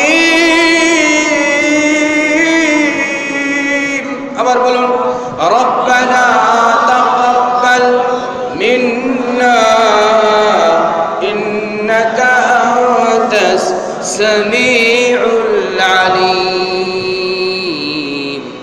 Verily you are all hearer, all knower. আপনি সব কিছু শুনেন আর সব কিছু জানেন। মাওলায়ে কারীম, আমরা যে ঘর বানাইতেছি আমাদের দিলের হালতও আপনি জানেন, আমাদের তৌফিকের অবস্থাও আপনি জানেন। মাওলা, আপনি আমাদের এই ঘর বানানো কবুল করে নেন। আমিন। জোরে বলেন আমিন। একটা জুরহুম গোত্রের একটা দল মক্কা শরীফে ঢুকে গেল। মক্কার মধ্যে অবস্থান করতেছেন মাত্র এখন দুইজন, এক মা আর তার কোলের সন্তান। বন্ধুরা আমার, এই মক্কা শরীফে আল্লাহ রাব্বুল আলামিন ঘুরিয়ে দিলেন, ফিরিয়ে দিলেন কাদের মন? আল্লাহর কাছে হযরত ইব্রাহিম দোয়া করেছিলেন। সূরাত ইব্রাহিমের 37 নম্বর আয়াতের ভিতরে এই দোয়াটা আছে, আল্লাহ এই শহরের দিকে আপনি সারা পৃথিবীর মানুষের চেহারা ঘুরিয়ে দেন। ওয়াজআল আফিদাতাম মিনান নাসি তাহওয়ি ইলাইহি। আল্লাহু আকবার। হে আল্লাহ, মানুষের দিলগুলি আপনি মক্কার দিকে ঘুরিয়ে দেন। এবার জুরহুম নামক এক গোত্র চলে আসলো। তাফসীর ইবনে কাসীরের মধ্যে লেখে, এই গোত্র আসার পরে মক্কার মধ্যে কোনো পানির সন্ধান পাইতেছে না। হঠাৎ করে দেখতেছে কিছু পাখি আসমানের মধ্যে উড়তেছে। পাখি যখন উড়তেছে নিশ্চয়ই এই জায়গার মধ্যে পানি থাকবে, কারণ মরুভূমির ভিতরে যেই জায়গায় পানি থাকে সেই জায়গায় আসমানে পাখি উড়ে। একজন কিংবা দুইজন পাঠায়া দিলেন ওই জায়গাকে তল্লাশি করার জন্য। এসে দেখতেছে এক মা তার কোলের ভিতরে শিশু নিয়ে বসে আছেন, আর পাশেই জমজম কূপের মধ্যে স্বচ্ছ সুন্দর পানি, সুবহানাল্লাহ, পিওর পানি। দ্রুত গিয়ে সংবাদ দিলেন। সংবাদ দেওয়ার পরে আবার দুইজন লোক পাঠায়া হযরতে হাজেরকে প্রস্তাব দিলেন, ও মা, একটা কাফেলা আসছে দূর থেকে, এই কাফেলার কাছে পানি নাই, আপনার এই কাছাকাছি তারা তাদের তাবু ফেলে অবস্থান করতে চায়। হযরতে হাজের বললেন, আমি তোমাদের প্রস্তাবে রাজি, তবে একটা কথা আছে, এই পানির মধ্যে তোমাদের কোনো অধিকার থাকবে না। এই পানি আমার, পানির মালিক আমি। ওনারা প্রস্তাবে রাজি হয়ে গেলেন। রাজি হয়ে তারা এখানে এসে তাবু ফেললেন। তাবু ফেলার পরে এই দিকে হাজের আলাইহিস সালাতু ওয়াস সালাম তো পানি পান করেন। তার পাত্রের মধ্যে যে খেজুর ছিল সে খেজুর তো নাই। ওদের পাত্রের মধ্যে খেজুর ভরা, কিন্তু তাদের কাছে কি নাই? পানি নাই। ওনার খেজুর দরকার, তাদের কি দরকার? পানির দরকার। মিলাইছে কে? ওনার খেজুর দরকার। আল্লাহ ওনাদের দ্বারা প্রস্তাব দিয়েছেন, ও হাজের, আমাদের পানির দরকার, তোমার কি খেজুর আসেনি? কয় না, আমার খেজুর নাই। তাহলে খেজুরের বিনিময়ে পানি বিক্রি করবেনি? বলো সুবহানাল্লাহ। খেজুরের বিনিময়ে পানি বিক্রি করে। দুই গ্রুপ ভালোই চলতেছে। আস্তে আস্তে ছেলে বড় হয়ে যাইতেছে। সুবহানাল্লাহ। এখানে এক পরিবার আসার পরে আরো পরিবার, আরো পরিবার, আরো পরিবার, ছোট ছোট ছোট ছোট কিছু কিছু খুপরি ঘর হয়ে গেল। পুরা এলাকা এখন আবাদ হয়ে গেল। সুবহানাল্লাহ। পুরা এলাকা যখন আবাদ হয়ে গেল, ফালাম্মা শাব্বাল গুলামু যাওয়াজুহু ইবনাতান লাহুম। তাফসীরের কিতাবের মধ্যে আছে, যখন এই ইসমাইলের বয়স, যুবকের বয়সে পৌঁছে গেলেন, তখন তারা তাদের এলাকার একটি মেয়েকে হযরতে ইসমাইলের কাছে বিয়ে দিয়ে দিলেন। সুবহানাল্লাহ। ওই যে বাবা সিরিয়া গেছিলেন, ওই বাবা বহুদিন পরে তার সন্তান আর স্ত্রীকে দেখতে মনে চাইছে। এবার সন্তান আর স্ত্রীকে দেখার জন্য কোথায় চলে আসলেন বলেন? মক্কা নগরীতে চলে আসলেন। মক্কার ভিতরে যখন ঢুকলেন, খুঁজে খুঁজে হযরতে ইসমাইলের বাড়ি বের করে ফেললেন। সুবহানাল্লাহ। ইসমাইলের বাড়ি তো বের করলেন পটে, বাড়ির মধ্যে ইসমাইল তখন ছিলেন না, কাজে গেছেন। ঘরের ভিতরে আছে ইসমাইল আলাইহিস সালাতু ওয়াস সালামের নববধূ। ওই ঘরে যখন এসে সালাম দিলেন, বুড়া মিয়া সালামের জবাব দিলেন। বুড়া মিয়া জিগায়, ইসমাইল কোথায়? উনি বললেন, কাজে গেছেন। তুমি কে? আমি তার স্ত্রী। তোমরা কেমন আছো? শ্বশুর খবর নিতেছেন পুত্রবধূর, ঠিক কিনা? তোমরা কেমন আছো? ওই মেয়েটি বলতেছেন, নাহনু ফি হালাতিন শাদীদাতিন, আমরা বড় দুরবস্থায় আছি, সংসার তেমন চলে না, এক বেলা খাইলে আরেক বেলা খাইতে পারি না, স্বামীর তেমন কোনো কামাই রোজগার নাই, অবস্থা বেশি একটা ভালো নয়। এবার বুড়া মেয়া বলতেছেন, তোমার স্বামী যখন ফিরবে তখন আমি বৃদ্ধের সালাম দিবে, বলবে যে একজন বুড়া মানুষ এসেছিলেন, আপনাকে সালাম দিয়েছেন আর আপনাকে বলেছেন গায়্যির আতাবাতা বাবিকা, আপনার দরজার চৌকাঠ পাল্টায় ফেলান লাগবে। সুবহানাল্লাহ। কি পাল্টান লাগবে? দরজার চৌকাঠ পাল্টান লাগবে। ইব্রাহিম আলাইহিস সালাম চলে গেলেন। স্ত্রী যখন স্বামী বিকালবেলা ফিরলেন, স্বামীকে বলতে, স্বামী এসেই বলতেছে, আচ্ছা এখানে ভিতরে কি কেউ আসছিল নাকি? আল্লাহু আকবার বলেন। বাপের গন্ধ পাইছে। সুবহানাল্লাহ। কার গন্ধ? বাবার গন্ধ পাইছে। কেউ আইছিল? কয়েকজন বুড়া মানুষ আসছিল। ওই বুড়া মানুষ এসে তো কি বলছে? জিজ্ঞেস করছে আমরা কেমন আছি। তুমি কি বলছিলা? বলছিলাম এই আপনার সংসারের যে অবস্থা এটাই কইছি, সংসারের যে অবস্থা এটাই বলছি। উনি কিছু বলেন না, রিপ্লাই করেন না কিছু? বলে উনি রিপ্লাই করছে, উনি আপনাকে সালাম দিছে আর বলছে যে আপনার দরজার চৌকাঠ পাল্টানো। উনি বলেন, তাল্লাকতুকা তাতলিকাতান বাইনা, আমি তোমার 1 তালাক 2 তালাক 3 তালাক দিলাম। উনি বলতেছেন কি? উনি বলছে দরজার চৌকাঠ পাল্টাইতে আপনি আমারে তালাক দেন না, আপনি দরজার চৌকাঠ না পাল্টাইবেন। আরে বুড়া মেয়েরে তুমি চিনো না, আমি চিনালাইছি। সুবহানাল্লাহ। উনি তো ভাবি নবী, ভবিষ্যতে নবী হবেন, নবীর গন্ধ নবী পায়া গেছে। হযরতে ইয়াকুব আলাইহিস সালাতু ওয়াস সালামও কিন্তু ওনার ভাই ইয়াকুবের সন্তানরা যখন ইউসুফকে তালাশ করে ইউসুফের থেকে রসদ নিলেন মিশর থেকে, তখন ইয়াকুব নবী ওই কেনানে বসে বলেছিলেন, ইন্নী লা আজিদু রিহা ইউসুফা লাউলা তুফান্নিদুন। হযরত ইয়াকুব বলেছিলেন, তোমরা তো আমাকে বলবে যে বুড়া বেটার মাথা ঠিক নাই, তোমরা যদি এই ধরনের মন্তব্য না করো তাহলে আমি কিন্তু বলতেছি আমি কেনানে বসে ইউসুফের গন্ধ পাইতেছি। কোরআনের আয়াতের কথা। তাহলে নবীরা নবীদের গন্ধ পায়। সুবহানাল্লাহ। বন্ধুরা আমার, বলেন যে উনি হলেন আমার বাবা। যাও তোমার বাপের বাড়ি তুমি চলে যাও। দরজার চৌকাঠ বলতে দরজার চৌকাঠ নয়, একজন মানুষের বাড়ির তার স্ত্রী হলো তার দরজার চৌকাঠ। সুবহানাল্লাহ। স্ত্রী হলো ঘরের সব। যাও তোমাকে আমি পাল্টায় ফেললাম। হযরত ইসমাইল আরেক পরিবারে বিয়ে করলেন। কিছুদিন পরে আবার ওই ইব্রাহিম আলাইহিস সালাতু ওয়াস সালামের মনে চাইল তার পরিবারকে দেখাশোনা করতে। উনি আবারও আসলেন। আবার আসার পরে বাড়ি তালাশ করে বের করলেন। আজও ইসমাইল বাড়িতে নাই। স্ত্রীকে জিজ্ঞাসা করেন, তোমার স্বামী কোথায় গেলেন? বলেন কাজে গেছে। তোমরা কেমন আছো? আমরা বড় ভালো আছি, আল্লাহর শুকরিয়া। এমন ভালো আর কখনোই আমরা ছিলাম না, অনেক ভালো আছি। শাকের, এটাকে বলে শুকর গোদার স্ত্রী। সুবহানাল্লাহ। এমন স্ত্রীও আছে, এটা আপনাদের আমাদের কথা না বা আমার পকেটের কথা না। নবীজি সাল্লাল্লাহু আলাইহি ওয়াসাল্লাম বলেন, এমন কিছু কপাল পোড়া মহিলা আছে যারা বিয়ার পরে স্বামী যত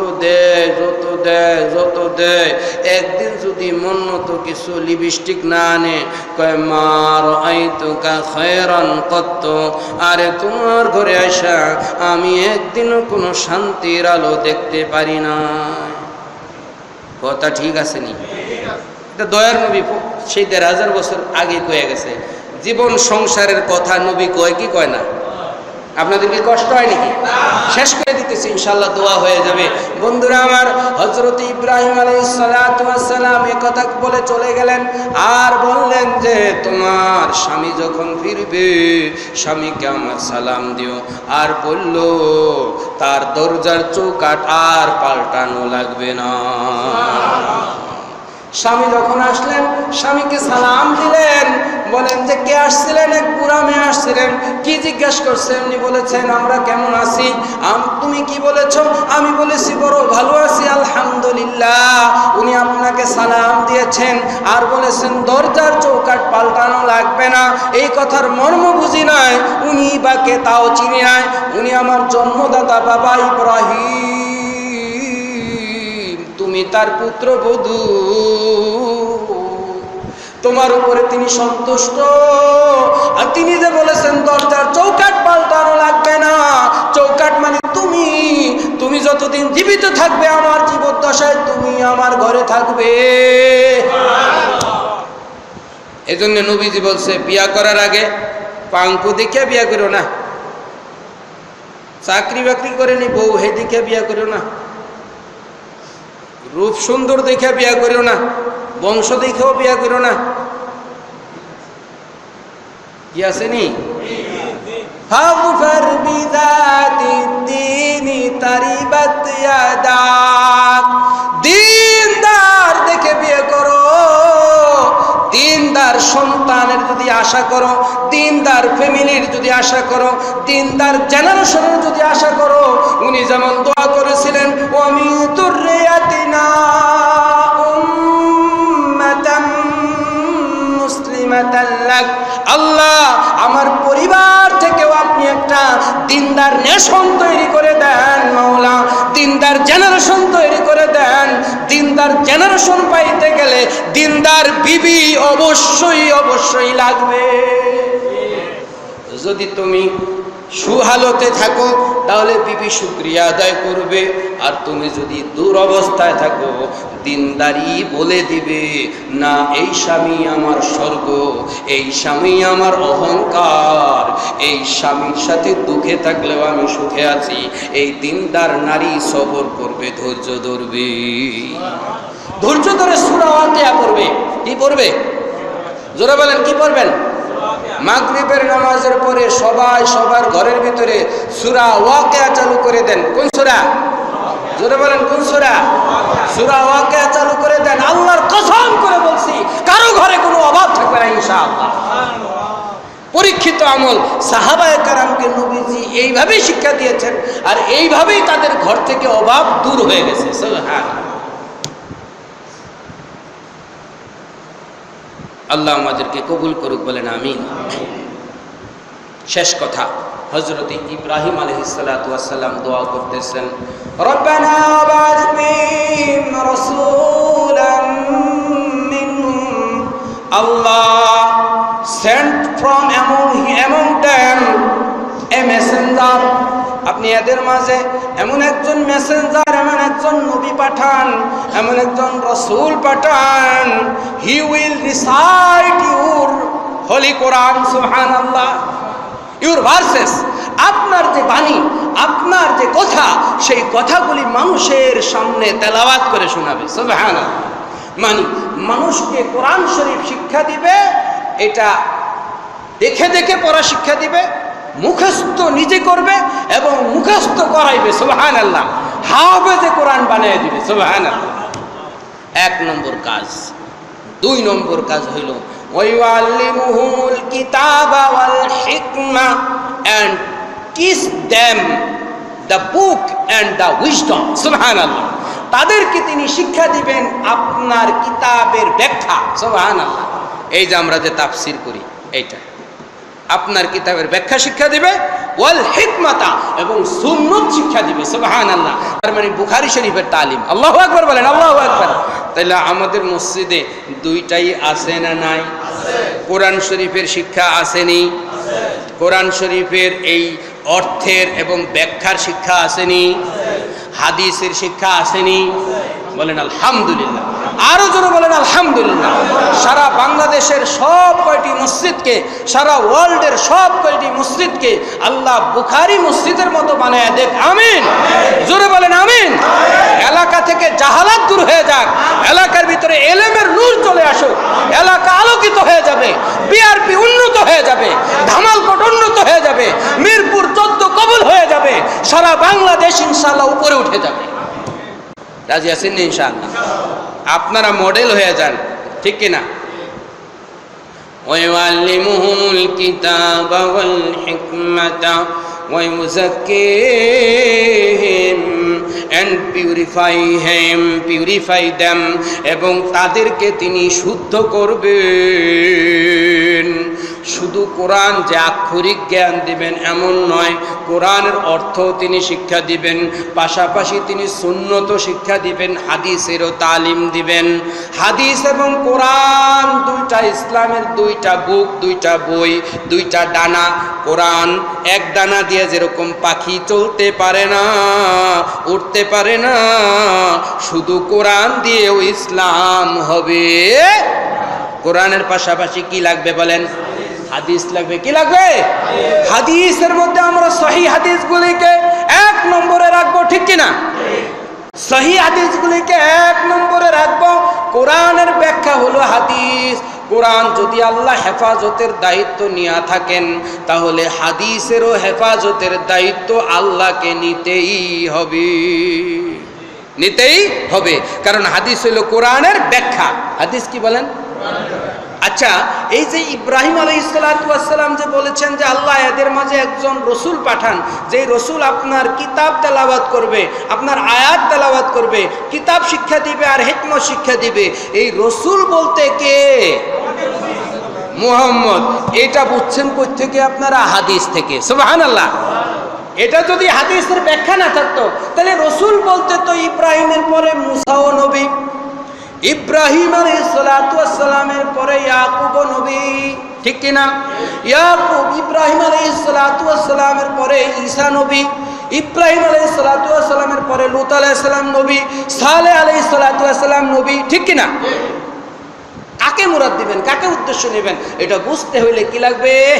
হাদিস লাগবে। আচ্ছা, গায়রিল মাগদুবি আলাইহিম ওয়ালাদ-দাল্লিন আসেনি। আর মাগদুবি আলাইহিম, যাদের উপর অভিশাপ, তারা কারা, এইটা বুঝতে গেলে কি লাগবে? হাদিস লাগবে। দল্লিন বলতে কারা, এটা বুঝতে গেলে কি লাগবে? হাদিস লাগবে। আচ্ছা, মালিকি ইয়াউমিদ্দিন,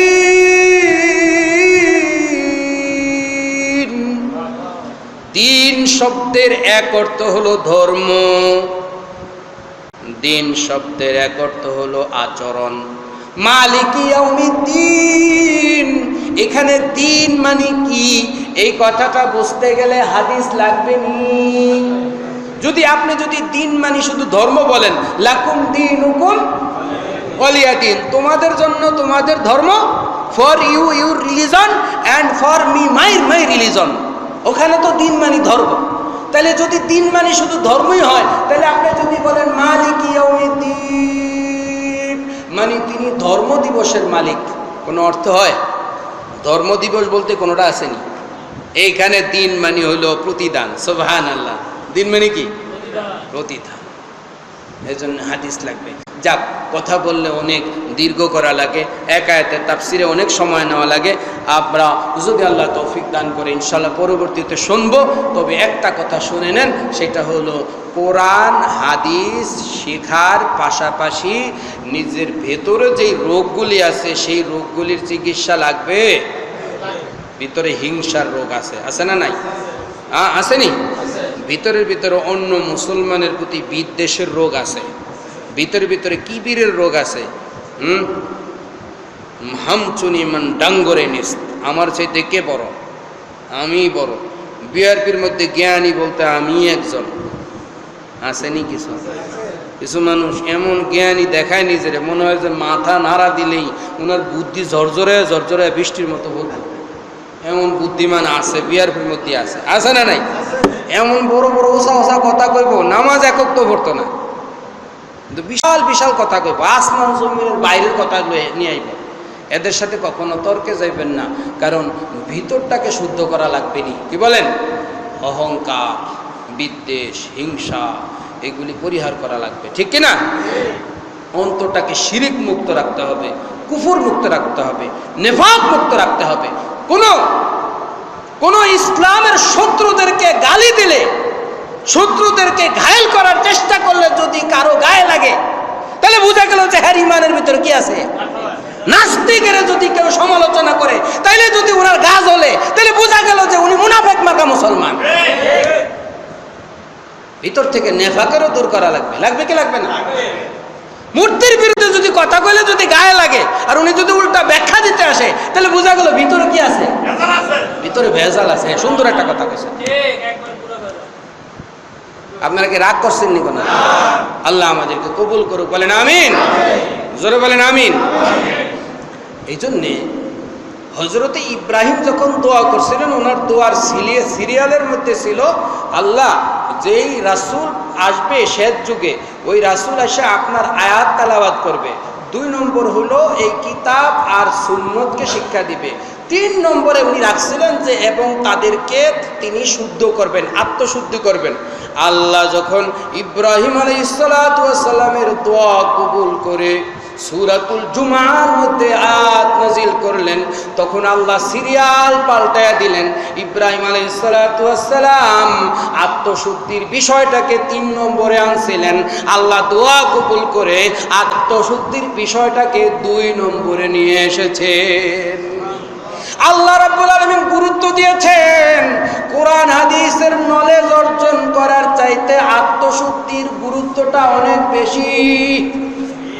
কোরআন হাদিসের নলেজ যদি আত্মশুদ্ধি ছাড়া যদি অর্জন করে, কোরআন হাদিসের নলেজ অর্জন করে সে অহংকারী হয়ে যাবে।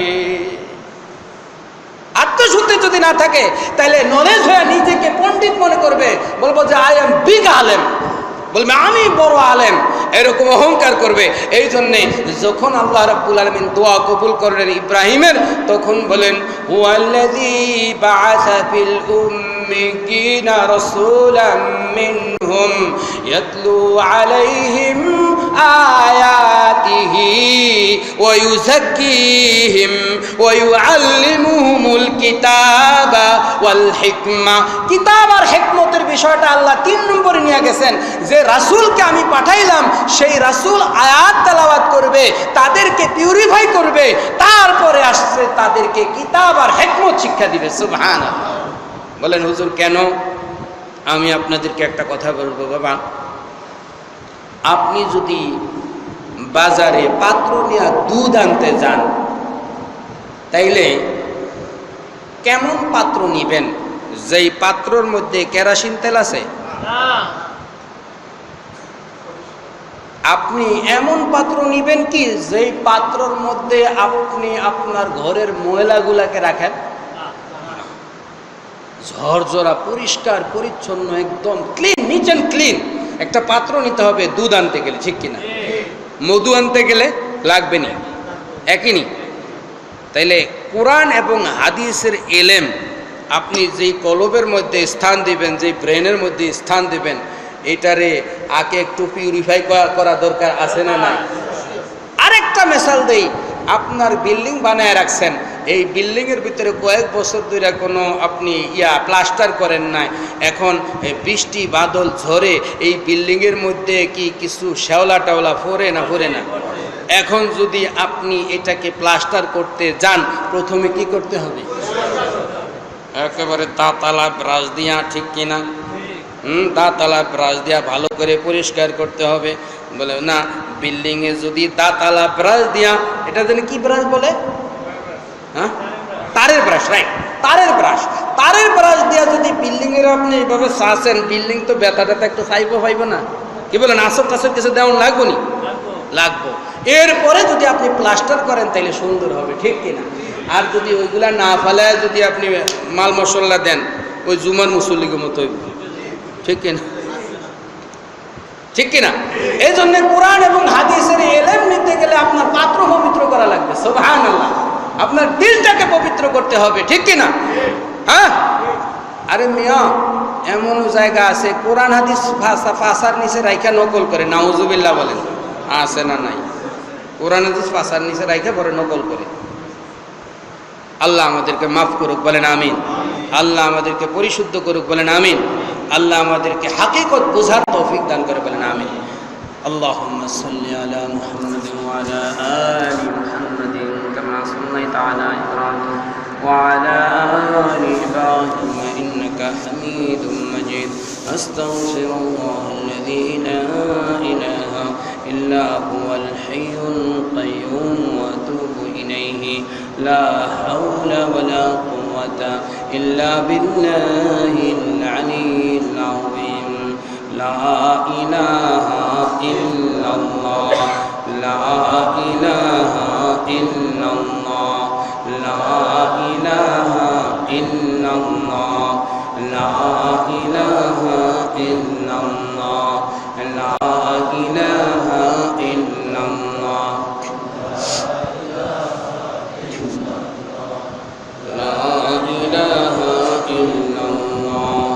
লা ইলাহা ইল্লাল্লাহ। মৌতের কথা স্মরণ করে, কবরের কথা স্মরণ করে, মালাকুল মৌত আমার কাছে বুঝি চলে আসলো। মালাকুল মৌত আসার সঙ্গে সঙ্গে কলিজাটা উল্টে যাবে। ভাইরা আমার, যদি নেককার পরহেজগার হয় রুটা খুব সহজেই বের হয়ে চলে আসবে।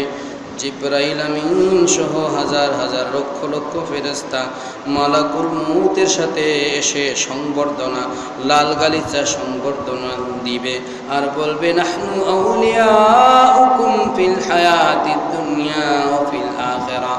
ভয় নাই বন্ধু, কোনো টেনশনও নাই, পেরেশানিও নাই। আল্লাহ তাখাফু ওয়া লা তাহজানু। আমরা তোমাদের বন্ধু ছিলাম, আমরা তোমার বন্ধু ছিলাম দুনিয়ার জীবনে, আখিরাতে জান্নাত পর্যন্ত আমরা তোমার বন্ধুই থাকবো। কোনো ভয় করো না। আর জান্নাতের মধ্যে তুমি যা ইচ্ছা তাই পাবে। এইভাবে সুসংবাদ দিতে দিতে বিদায় করে নিয়ে যাবে। বাবারা, যদি বদকার হয়, ফাসেক হয়, বেনামাজি হয়, কলিজাটা উল্টে যাবে। মালাকুল মউতকে দেখার সঙ্গে সঙ্গে অন্যরকম পরিস্থিতি হয়ে যাবে। জান বের হতে চাবে না, খুব কঠিনভাবে তার জানকে বের করা হবে। একটা বকরিকে জীবিত অবস্থায় যদি চামড়া খসায় যত কষ্ট হয়, তার চাইতে বেশি কষ্ট হবে একজন ফাসিকের জান কবজ করা। বন্ধুরা আমার, শয়তান তার সামনে উপস্থিত হয়ে যাবে। শয়তান পেশাব নিয়ে দাঁড়িয়ে যাবে। তার জবানের ভিতরে কালিমা আসবে না, জবানের ভিতরে কালিমা জারি হবে না। এজন্য কালিমার ফেরি করতে হয়, কালিমার কথা বেশি বেশি বলতে হয়। কবর জগতে মাঝে মাঝে যাবেন, বিআরপি কবরস্থানে গিয়া মাঝে মাঝে কবরের দিকে তাকায়া থাকবেন। এই কবরই আমাকে আসতে হবে। আমার মৌত হওয়ার সাথে সাথে আর আমাকে কেউ পরে রাখবে না। মাটির বাড়ি, মাটির ঘর, মাটি হবে বিছানা। আসছ একা, যাইবে একা, সঙ্গে কেহ যাইবে না। আল্লাহুম্মা আমিন। রব্বানা যালামনা আনফুসানা, রব্বানা যালামনা আনফুসানা وإن لم تغفر لنا وترحمنا لنكونن من الخاسرين. ربنا تقبل منا إنك أنت السميع العليم وتب علينا يا مولانا إنك أنت التواب الرحيم.